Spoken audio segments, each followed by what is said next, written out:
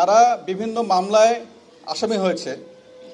এখানে আমাদের অনেক পুলিশ সদস্য আসামি হয়েছে এবং যেসব সদস্য যার সম্পৃক্ততা আমরা পেয়েছি, প্রমাণ পেয়েছি, আমরা জানি ইতিমধ্যে সেই সকল সদস্য অনেককে আমরা গ্রেপ্তার করেছি। এই সংখ্যাটা 17 জন পুলিশ সদস্য, এখানে সিনিয়র কর্মকর্তারা রয়েছেন, মাঠ পর্যায়ে কর্মকর্তা রয়েছেন, তাদেরকে গ্রেপ্তার করেছি। অনেক সদস্য আছে যারা মামলা আসামি হয়েছে এবং অনেকেই আছে যারা বিভিন্ন কারণে হয়তো এই কর্মস্থলে থাকছেন না, বা তারা আমাদের যে বিপ্লব, দ্বিতীয় বিপ্লব যেটাকে আমরা বলেছি, ছাত্র জনতার অভ্যুত্থানের মধ্যে যে বিপ্লব সংগঠিত হয়েছে, তারপরে অনেকেই যারা অ্যাক্সেস করেছে তারা কিন্তু নাই এবং সংখ্যাটা নিতান্তই অল্প। আপনারা জানেন, যেটি আমরা একেবারে ইউনিট ওয়াইজ হিসাব করে দেখেছি, এটি সংখ্যা হচ্ছে মাত্র 187 জন। 2,14,000 15,000 সংখ্যক বাহিনীর সদস্য, মানে একটা বাহিনী, সেখানে 187 জন যে কোনো সময়ে যারা বিভিন্ন কারণে গরহাজি হতে পারে, নাম্বার 1। নাম্বার 2 হচ্ছে যারা গরহাজি সদস্য, ইতিমধ্যে তাদেরকে তাদের যে ডিপার্টমেন্টের অ্যাকশন সেটা কিন্তু শুরু হয়েছে।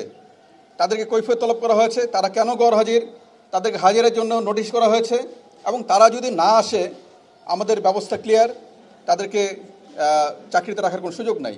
যারা স্বাধীনভাবে বিভিন্ন দেশীয় এবং আন্তর্জাতিক ইস্যুতে যারা তাদের মতামত তুলে ধরতে চায়, যেমন ইসরায়েলের বিরুদ্ধে আপনারা জানেন যে ফিলিস্তিনের উপর ইসরায়েলি আগ্রাসন, সেই প্রেক্ষিতে অনেকেই মিছিল মিটিং করছে, সেটি একটি পক্ষ আছে।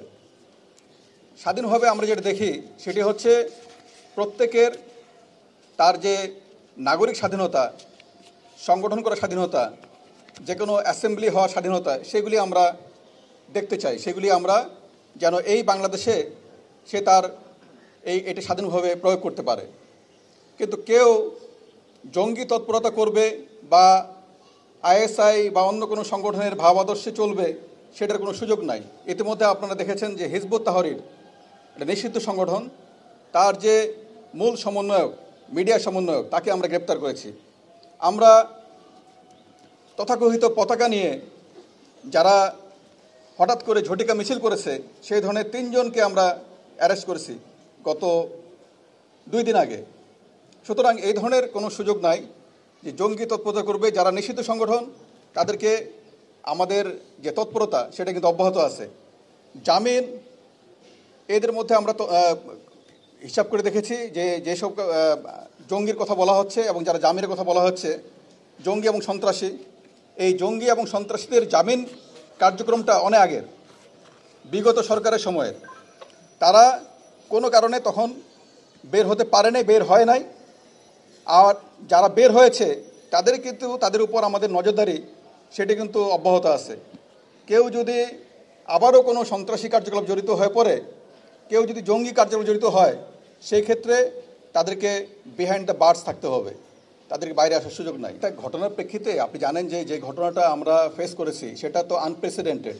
আমাদের বাহিনীর 44 জন সদস্য, এই ছাত্র জনতার যেখানে সহস্রাধিক ছাত্র জনতা শহীদ হয়েছে, আমাদের বাহিনীরও কিন্তু 44 জন সদস্য তারা শহীদ হয়েছে। এবং তার প্রেক্ষিতে আমাদের বাহিনীর ভিতরে এক ধরনের নিচের দিকে বিভিন্ন ধরনের তাদের বক্তব্য ছিল, সেটা আপনারা সবাই জানেন। তার প্রেক্ষিতে রাজারবাগেও অনেক ধরনের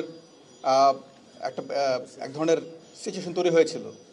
আমরা সেই জায়গা থেকে তাদের হৃত মনোবল, হারানো মনোবল, সেটা ফিরিয়ে আনার জন্য যে কার্যক্রম, সেগুলি কিন্তু চলমান আছে এবং ইতিমধ্যে সবাই কাজ করছেন সব জায়গায়।